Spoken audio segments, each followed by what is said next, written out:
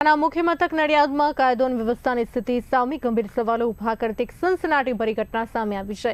નડિયાદ શહેર ભાજપ કિસાન મોરચાના મહામંત્રી તેમજ વોર્ડ નંબર 13ના જાણીતા સમાજ સેવક પ્રકાશ પ્રેમજી પરમાર પર આશરે 40 જેટલા લોકોના ટોળાએ હિંસક હુમલો કરતા સમગ્ર પંથકમાં ભારે રોષ અને ચકચાર મચી જવા પામી છે।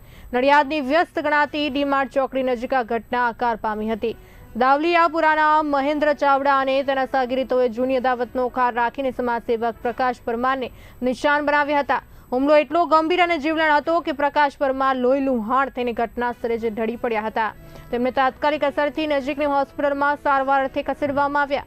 પોલીસે સમગ્ર ઘટનાની ગંભીરતાને ધ્યાનમાં લઈને સીસીટીવી ફૂટેજના આધારે ગુનો નોંધી આગળની તપાસ હાથ ધરી છે।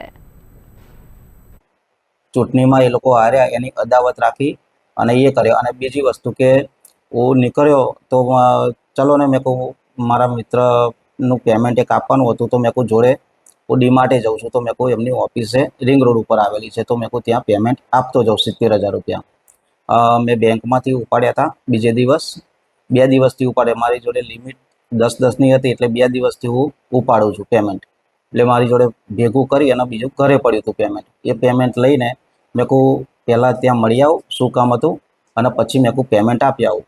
તો આ તો પછી મારામારી કરીને મારો મોબાઈલ પણ લઈ લીધો અને મારા પૈસા પણ ત્યાં ટોળામાંથી કોને લીધા ખબર નહીં અને પાડી દીધો અને મને બે પણ થઈ અને પગેથી લાતો મારી મને લાતો અને ધાર્યા અને દંડાને બધું ગાડીઓમાં તૈયાર કરીને જ લઈને આવ્યો। એ પણ તમારે વિડીયોમાં દેખાય જ છે। ત્યાં આગળ તમે સીસીટીવી